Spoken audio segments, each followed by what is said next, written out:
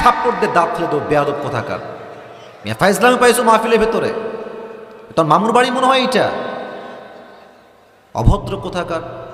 আল্লাহ কোরআন থেকে কথা বলছি, ওখানে হাসতেছে বসে বসে। যশোরের মানুষ আমরা ভালোর ভালো, খারাপ রেখা বলে আমরা হইতে পারি যুবক ভাইয়ারা। যেখানে ভালো হওয়া লাগবে ভালো, যেখানে শাসন করতে হবে সেখানে শাসন দিয়ে হ্যান্ডেল করতে হবে, ঠিক কিনা বলে? আর একবারও হাসবো না, খবরদার। কথা বলছি স্পষ্ট ভাষায় শোনো প্রিয় ভাই আমার। ভালোবাসার জায়গায় ভালোবাসা, আদবের জায়গায় আদব। মেহেরবানি করে ডোন্ট লাফ, আর কেউ হাসবা না। সবাই একটা তাকবীর দেন, লিল্লাহি তাকবীর। আমাদের সকলের প্রথম নবী, প্রথম পুরুষ যিনি পৃথিবীতে প্রথম এসেছেন তার নাম কি?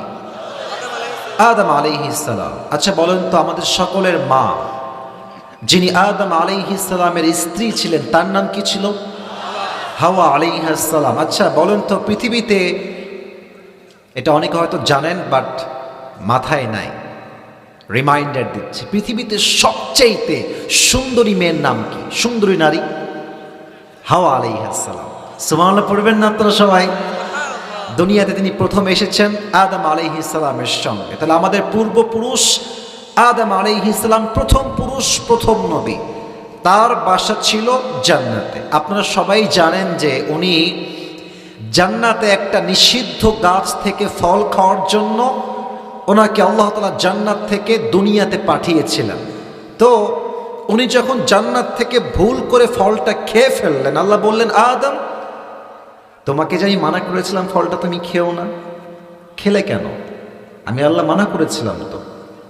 তো আদম চাইলে একটা আর্গুমেন্ট করতে পারতেন যে আল্লাহ এই জন্য ওই জন্য, এই এক্সকিউজ, ওই বাহানা, এই বাহানা, তাল বাহানা। উনি করেন নাই। আল্লাহ বলছেন, আদম তুমি কেন করলা? আদম আলাইহিস সালাম বললেন, আল্লাহ রব্বানা যালামনা আনফুসানা ওয়া ইল্লাম তাগফির লানা ওয়া তারহামনা লানাকুনান্না মিনাল খাসিরিন। O Allah, surrender, I have made a mistake. Allah আমার ভুল হয়ে গেছে, তুমি যদি আমাকে ক্ষমা না করো, and if you don't mercy upon myself, তুমি যদি আমাকে মায়া না করো, আমি ক্ষতিগ্রস্তের মাঝে শামিল হয়ে যাব। আয়াতটা ভালো করে বুঝবেন, মুরব্বীরা আমার চোখে চোখ রাখেন, যুবক ভাইরা প্রত্যেকটা শব্দ বুঝে বুঝে শুনবেন। উনি চাইলে জাস্ট বলতে পারতেন রব্বানা যালামনা আনফুসানা ওয়া ইল্লাম তাগফির লানা লানাকুনান্না মিনাল খাসিরিন ওয়া তারহামনা বলার প্রয়োজন ছিল না। উনি কেন বলেছেন?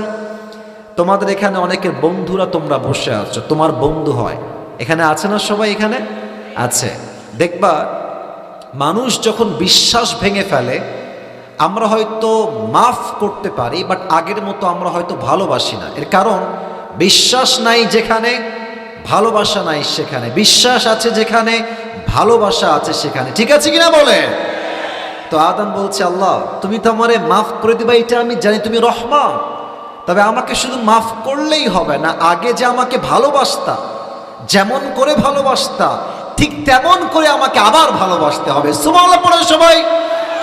আচ্ছা, এই হচ্ছে আদম আলাইহিস সালামের ঘটনা। তো আল্লাহ তাআলা বলছেন, তোমরা যেন পথ ভুলে না যাও, তাই তোমাদেরকে আমি আল্লাহ হেদায়েতের জন্য দুইটা জিনিস দিয়েছি। বলেন সবাই, কয়টা? আপনারা বলবেন সবাই, বলেন সবাই, কয়টা? দুই। এক হচ্ছে নবী, আর এক হচ্ছে কিতাব আল কোরআন।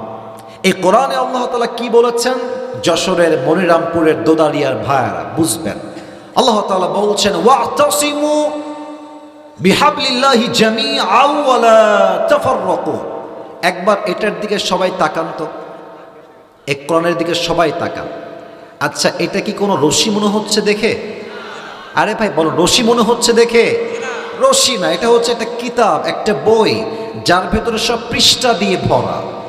তো আল্লাহ তাআলা বলছেন এটা কোনো কিতাব নয়, এটা হচ্ছে রশি। আল্লাহ কি বলছেন? তোমরা আমার দেওয়া এই রশিকে শক্ত করে ধরো, ওয়ালা তাফাররাকু, and do not become divided to hold this Quran. এই কোরআনকে ধরতে গিয়ে তোমরা ভিন্ন ভিন্ন দলে ভাগ হয়ে যেও না। এবার বোঝেন আল্লাহ রশি কেন বললেন। মনে করেন যে জান্নাত আমাদের আসল ঠিকানা, আর দুনিয়া হচ্ছে একটা কুয়া। আপনার যশোরে কুয়া আছে না? কুয়ার থেকে আমরা কি তুলি যশোরের ভাইয়েরা? আরে ভাই কথা কম, কথা না বললে তো কথা জমবে না। কুয়ার থেকে আমরা রশি দিয়ে কি তুলি? পানি তুলি। আচ্ছা মনে করেন যে আপনাদের এই আসিফ হুজুর কালকে যশোরের একটা ছোট্ট কুয়াতে এমনি হাঁটতে গিয়ে ঠাস করে পড়ে গেছে, এমনি পড়ে গেছে। আচ্ছা আপনাকে ডাকলো, যাক আসিফ হুজুর পড়ে গেছে, তুলতে হবে, জলদি আসো জলদি আসো। এবার বলেন তো, আপনি আমাকে তোলার জন্য বাঁশ ফেলবেন, গাছ ফেলবেন, না রশি ফেলবেন? এই তো যশোরের সাউন্ড পাচ্ছি। আবার বলেন, আমাকে তুলতে গাছ ফেলবেন, বাঁশ ফেলবেন, না রশি ফেলবেন? রশি ফেললেই শুধু হবে না, রশির মধ্যে দুইটা শর্ত লাগবে। কয়টা শর্ত লাগবে? কথা কয় না, বলেন সবাই, কয়টা লাগবে? দুইটা শর্ত। এক, রশি হওয়া লাগবে মজবুত, শক্তিশালী। কারণ কি, আপনি আমাকে ফেললেন রশি তোলার জন্য উপরে, তো আমি দেখলাম যে রশি হচ্ছে পচা পাটের রশি, আমি টান দিব, উল্টে আবার ঠাস করে পড়ে যাব। রশি হওয়া লাগবে মজবুত। এবার বলেন তো, এই কোরআনকে আল্লাহ বলেছেন একটা রশি। আপনার চিন্তা দিয়ে বলবেন, কারো দিকে আপনার তাকাবার প্রয়োজন নেই, আপনি আপনার চিন্তা থেকেই বলেন, এটার মতো শক্ত রশি এই পৃথিবীতে দ্বিতীয় আর কোনো কিছু কি হতে পারে? আল্লাহ বলছেন এটা হচ্ছে আমার রশি, আমি ফেললাম। দুই নাম্বার শর্ত হচ্ছে, কুয়ার থেকে যখন আপনি কাউকে তুলবেন, যে তুলবে তার হাত শিথিল হওয়া যাবে না, শক্তিশালী হওয়া লাগবে। তার হাত যদি দুর্বল হয়, আমি আসিফ হুজুরকে টান দিবেন, ঠিক আছে, রশিও শক্ত, বাট আপনার হাতে নাই শক্তি, টান দিবেন, আমিও ধরবো, খুলে যাবে, কারণ আপনার হাতটা শিথিল, মজবুত নয়। এবার বলেন, এই যে এই রশিটা আল্লাহ দিয়েছেন, এর মূল গোড়ায় আল্লাহ তাআলা নিজের হাত দিয়ে ধরে আছেন, কুদরতি হাত দিয়ে। যশোরের মনিরামপুরের ভাইয়ারা বলেন, আমার রবের হাতের মতো শক্তিশালী হাত পৃথিবীতে কোনো নেতার হতে পারে, কোনো ব্যক্তির হতে পারে, কোনো ব্যবসায়ীর হতে পারে? আল্লাহ বলছে, বান্দা আমি আল্লাহ একটা রশি ফেললাম, তার নাম হচ্ছে কোরআন। ধরো ধরো, তোমরা কুয়ায় পড়ে আছো, কুয়ার ভেতরে পড়ে আছো, ধরো রশিকে আমার, শক্ত করে ধরো।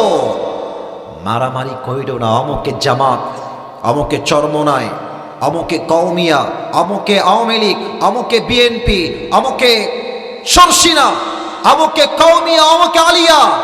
প্রথম পরিচয় আমার আলিয়া নয়, প্রথম পরিচয় জামাত ইসলাম নয়, প্রথম পরিচয় বিএনপি নয়, প্রথম পরিচয় কওমিয়া নয়, প্রথম পরিচয় চরমনায় নয়, প্রথম পরিচয় সরসিনা নয়। আমার প্রথম পরিচয়, আমি মুসলমান ঘরের সন্তান, যশোরের ভাড়া। দলাদলি করতে যেও না, শক্ত করে সবাই মিলে ধরো।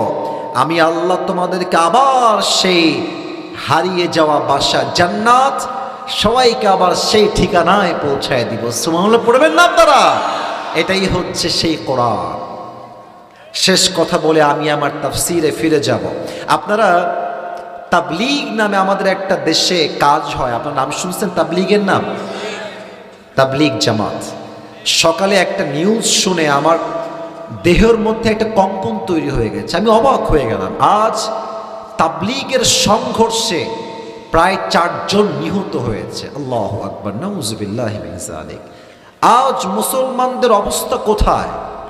মুসলমান শত্রুকে বানিয়েছে বন্ধু, বন্ধুকে বানিয়েছে শত্রু। যুবক ভাইরা ঠিক কিনা বলো?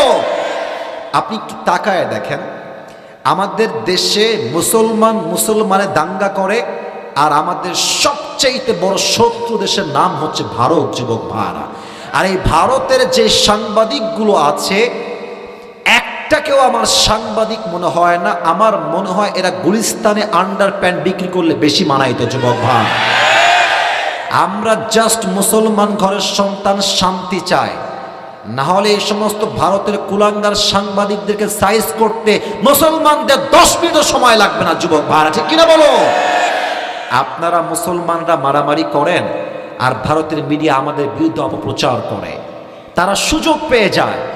আমাদের দেশে যখন মুসলমানরাই মারামারি করে, তখন জাস্ট মুসলমানদের ব্যক্তিত্বে আঘাত হয় না, পুরো দেশের একটা সার্বভৌমত্বে আঘাত সৃষ্টি করে। যুবক ভাইরা ঠিক কিনা বলো?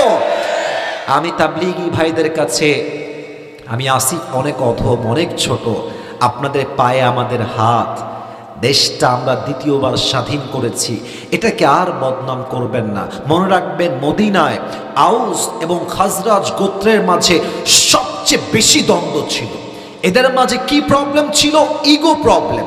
আমি সেরা, I am the best, I am the best, I am the best, no one is more best than me. আমি হলাম সবার সেরা। আল্লাহর হাবিব আসলেন, দেখলেন এদের মাঝে সবচেয়ে বড় প্রবলেম হচ্ছে ইগো প্রবলেম, ব্যক্তিত্বের প্রবলেম। যে নিজেকে সেরা মনে করে, সেরা সে নয়। লোকে যারা সেরা কয়, আল্লাহ যারা সেরা কয়, সেরা তো সেই হয়। যুবক ভাইয়ারা, ঠিক কিনা বলো? আল্লাহর হাবিব ডাক দিয়ে বললেন, হে আউস এবং খাজরাজ গোত্রের ভাইয়ারা, মাথায় রাখবেন, এই পৃথিবীতে সমস্ত শ্রেষ্ঠত্বের একমাত্র মালিক হচ্ছেন আল্লাহ তাআলা। যেহেতু তোমরা রবের সামনে মাথাকে নত করেছো, এটাই স্পষ্ট প্রমাণ তোমরা শ্রেষ্ঠ নও। প্রথম শ্রেষ্ঠত্বের মালিক হচ্ছেন এক রব, তিনি কে? ভুলে যাও লড়াই, ঐক্যবদ্ধতার ডাক দাও। ঐক্যবদ্ধ হয়ে গেল, পুরো মদিনার আউস এবং খাজরাজ গোত্রের সমস্ত দ্বন্দ্ব নিমিষেই মিটে গেল। সুবহানাল্লাহ পড়বেন না আপনারা সবাই? আমাদের শামের দিকে তাকান, সিরিয়ার যে বিজয় হলো, কেমনে হলো? মুসলমান ঐক্যবদ্ধ হয়ে কাজ করেছে, জালিম তার মস্তক ছাড়তে বাধ্য হয়েছে, ঠিক কিনা বলে? আরে ভিন্ন দেশ লাগবে কেন? আমার দেশে তো সবচেয়ে বড় এক্সাম্পল মনিরামপুরের ভাইরা। আমার দেশে শহীদ আবু সাইদের নাম তো সবাই শুনলেন। বলেন তো একটু বুঝে, সে কি কারো গায়ে হাত তুলতে গেছিল? না, কথা না বললে পারবো না ওয়াজ করতে। কারো গায়ে হাত তুলতে গেছিল? কাউকে গুলি করতে গিয়েছিল? আমরা বলেছিলাম যে আমাদের কিচ্ছু লাগবে না, শুধু কোটার সংস্কার হলেই আমরা খুশি। এটা আমাদের ফার্স্ট স্লোগান ছিল। যখন শহীদ আবু সাইদের বুকে গুলি চালানো হলো, আল্লাহ বললেন, কিসের কোটার সংস্কার? এবার পুরো দেশটাই সংস্কার হয়ে যাবে।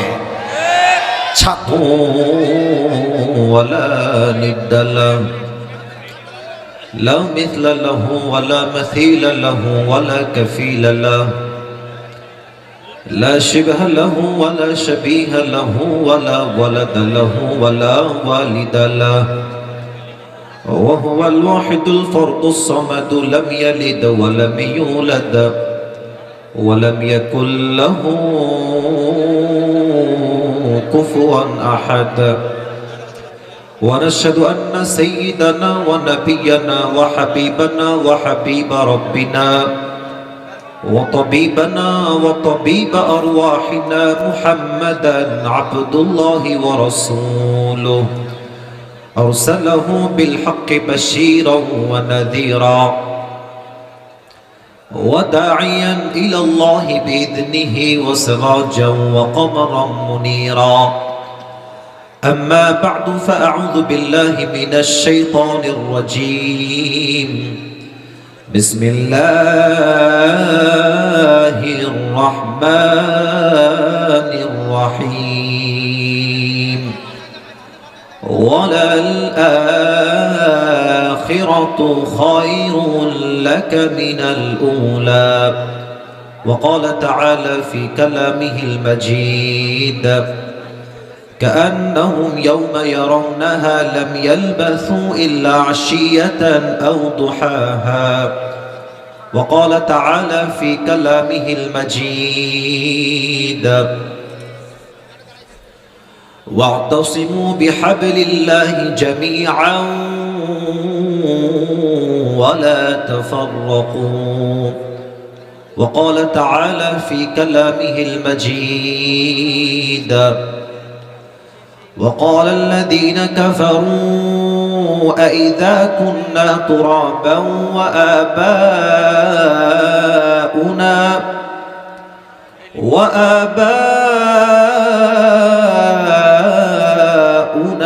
أئنا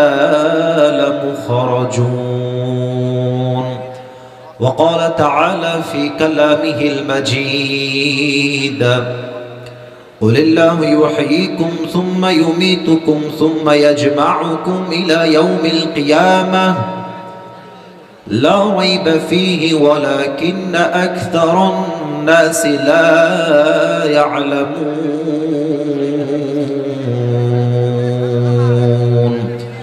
وقال تعالى في كلامه المجيد: فمن يعمل مثقال ذرة خيرا يره ومن يعمل مثقال ذرة شرا يره. وقال تعالى في كلامه المجيد: فأما من ثقلت موازينه فهو في عيشة راضية وأما من خفت موازينه فأمه هاوية وما أدراك ما هي نار حامية. وقال تعالى في كلامه المجيد: فريق في الجنة وفريق في السعير. وقال تعالى في كلامه المجيد: إنما يوفى الصابرون أجرهم بغير حساب. وقال رسول الله صلى الله عليه وسلم: بلغوا عني ولو آية. وقال رسول الله صلى الله عليه وسلم: تركت فيكم أمرين لن تضلوا ما تمسكتم بهما كتاب الله وسنة رسوله، أو كما قال عليه الصلاة والسلام: إن الله وملائكته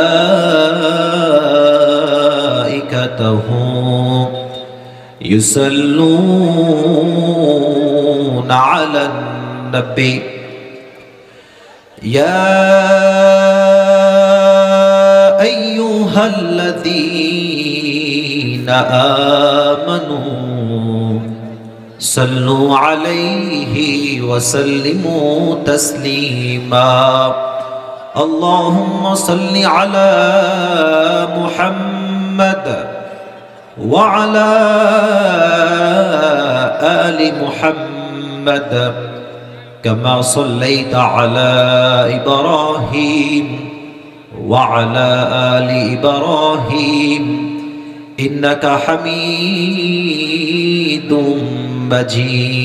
مجيد. أستغفر الله أستغفر الله. আমার যশোরের মনিরামপুরের দোদারিয়ার ভাইরা কেমন আছেন আপনারা সবাই? আলহামদুলিল্লাহ, আল্লাহ তাআলার শুকরিয়া। আল্লাহ তাআলা আমাকে অনেক ভালো রেখেছেন। মাইক অপারেটর কোন সাইডে আছে, ডানে না বামে? বামে আছেন। কোন দিকে? কই দেখতে পাচ্ছেন তাকে? ওইদিকে আছেন। আচ্ছা ভাই, আপনার সাউন্ড পারফেক্ট আছে, আর একটু বাড়ায় দেন, এটাকে আরেকটু বাড়ায় দেন যেন আওয়াজটা একটু হালকা বাজে, জাস্ট আমার কানে না এসে যুবকদের কানেও যায়, আরেকটু বাজায় দেন তাহলে ভালো হবে, একটু বাড়ালেই হবে। আজকের এই মাহফিল, এই তো এবার ঠিক আছে, এবার ঠিক আছে, পারফেক্ট, এবার ঠিক আছে। প্রিয় ভাই আমার, দোদারিয়া যুব সমাজের উদ্যোগে আজকের এই মাহফিলটা আয়োজিত। স্থান দোদারিয়া কেন্দ্রীয় ঈদগাহ ময়দান। আজকের এই প্রোগ্রামে আমার পূর্বে কথা বলেছেন আমার প্রিয় ভাই মিরাজুল ইসলাম আফ্রিদি রংপুর। প্রিয় ভাই অনেক সুন্দর বজ্রকণ্ঠে স্পষ্ট ভাষায় কথা বলছেন, আমি তার পাশে বসেই শুনলাম প্রিয় ভাইয়ের কথা। আমার প্রিয় ভাই যা বলছেন কোরআন থেকে হাদিস থেকেই বলেছেন। আল্লাহ তাআলা প্রিয় ভাইয়ের কণ্ঠকে পুরো বিশ্বে ইসলামের খেদমতের জন্য কবুল করুন। একে আমরা সকলেই দিল খুলে জবান খুলে পড়ছি আমিন। না, এটা দিল খুলে আমিন হয় নাই, আবারও দিল খুলে জবান খুলে সবাই বলেন আমিন। আল্লাহ আমার প্রিয় ভাইকে ইসলামের খাদিম হিসেবে কবুল করুন। একে আমরা সকলেই দিল খুলে পড়ছি আমিন। আমাদের এই প্রোগ্রামে তৃতীয় মেহমান ছিলেন আমার প্রিয় ভাই মুফতি মোহাম্মদ আমিনুর রহমান। আল্লাহ তাআলা আমার প্রিয় ভাইকেও ইসলামের খাদেম হিসেবে কবুল এবং মঞ্জুর করে নিকে আমরা সকলেই দিল খুলে পড়ছি আমিন। আমাদের এই প্রোগ্রামে সভা পরিচালনা রয়েছেন হাফেজ মাওলানা মাহফুজুর রহমান, সহকারী অধ্যাপক রাজগঞ্জ সিদ্দিকিয়া মডেল ফাজিল মাদ্রাসা মনিরামপুর যশোর। উনি কোথায়? আমাদের মাওলানা মাহফুজুর রহমান ভাই কোথায় আছেন? আপনি কে? অসুস্থ? আচ্ছা, আল্লাহ ওনাকে পরিপূর্ণ শেফা আজেলা কামেলা দান করুক। আমরা সকলেই দিল খুলে পড়ছি আমিন। আমাদের এই প্রোগ্রামে সভাপতি আছেন আলহাজ দিদার বক্স মন্ডল, সার্জেন্ট অবসরপ্রাপ্ত কোরপ ইঞ্জিনিয়ার্স বাংলাদেশ সেনাবাহিনী। উনি কি আসছেন? কোথায় আছে স্যার? জি জি জি জি, বসেন বসেন বসেন, জি বসেন, বসে পড়েন। উনি আমার পাশেই আছেন আলহাজ দিদার বক্স মন্ডল। আল্লাহ তাআলা আমাদের সভাপতি সাহেবকে ইসলামের খাদেম হিসেবে কবুল এবং মঞ্জুর করে নিক। আমরা সকলেই দিল খুলে জবান খুলে পড়ছি আমিন। আমার ডানে আমার ভাই বসে আছেন, পরিচয় দিলেন, কথা শুনলাম। আপনার নাম যেন কি বললেন? জাহাঙ্গীর হোসেন স্যার, মাশাআল্লাহ। যশোরে বাসা তাই না আপনার? মাশাআল্লাহ, সবাই যশোরের মানুষ এখানে, মাশাআল্লাহ। যারাই আমার প্রোগ্রামে বসে আছেন, যুব সমাজকে যারা সহযোগিতার হাত বাড়িয়ে দিয়েছেন, আল্লাহ তাআলা সকলের সহযোগিতার হাতকে তার সন্তুষ্টির ওয়াসিলা হিসেবে কবুল এবং মঞ্জুর করে নিক। আমরা সকলেই শেষবারের পড়ছি আমিন। আমি যা দেখতে পাচ্ছি আজকের মাহফিলের পরিবেশ, ডানে বামে আমার সামনে, যদি আমি আসিফের কোনো ভুল না হয়, আমার মনে হচ্ছে আমার বাহ্যিক চোখে যা আর কি, আজকের এই মাহফিলে যারা এসেছে, আমার মনে হয় যদি আমার ভুল না হয় ৯৫% যুবক ভাইয়েরাই আজকের মাহফিলে এসেছে। আপনার নিজের একবার তাকায় দেখেন না, বেশিরভাগই আমরা যুবক ভাইয়েরা আজকের মাহফিলে এসেছি। আর মুরব্বী আব্বাজানরাও আছেন। আমি মুরব্বীদেরকে স্যালিউট জানাই, শ্রদ্ধা জানাই, সম্মান জানাই, সালাম জানাই। আমার প্রিয় মুরব্বী আব্বাজানদেরকে আল্লাহ তাআলা আবু বকর রাদিয়াল্লাহু তাআলা আনহুর মতো ইসলামের সৈনিক হিসেবে কবুল করে নিক। আমরা সকলেই মন খুলে পড়ছি আমিন। আমি কিছু প্রশ্ন করছি, সকলে জবান খুলে উত্তর দেন। ভূমিকার কথা কনস্ট্রাকটিভলি বলার ট্রাই করব। ভূমিকা শেষ হয়ে গেলেই আমি আমার ডানে বারবার সাউন্ড হচ্ছে, আমি কিন্তু ভালোবাসার সঙ্গে বিহেভ করার ট্রাই করছি। আর সাউন্ড করেন না প্রিয় ভাইরা, আর না। আমি অনেকক্ষণ সহ্য করছি, প্রায় 20 মিনিটের বেশি সহ্য করছি, কিছু বলি না, কিন্তু আমি বলার লোক না। ভালোবাসা দিয়ে গোটা বিশ্বকে জয় করতে হবে যুবক ভাইরা। আমি কোনো ধমক দিতে চাচ্ছি না। আর ডান থেকে সাউন্ড না, সবাই চুপচাপ পিনপত নীরবতার সঙ্গে সবাই আছে। রাইট সাইড থেকে আর কোনো সাউন্ড চাচ্ছি না। আমাকে বলেন সবাই, জবান খুলেন। আপনার যশোরের সন্তান, এটা তো খুলনা বিভাগের মধ্যে পড়ে না? যশোরটা হচ্ছে খুলনার মধ্যে পড়ে। আমি কিন্তু খুলনার ছেলে। আমার জন্ম খুলনায়, আমার বড় বোনের জন্ম খুলনায়, আমার বাবার জন্ম খুলনায়, মায়ের জন্ম খুলনায়, 14 গোষ্ঠী দেয়ার ফ্রম খুলনা। আমার দাদা বাড়ি, নানা বাড়ি সবই খুলনার ভেতরে।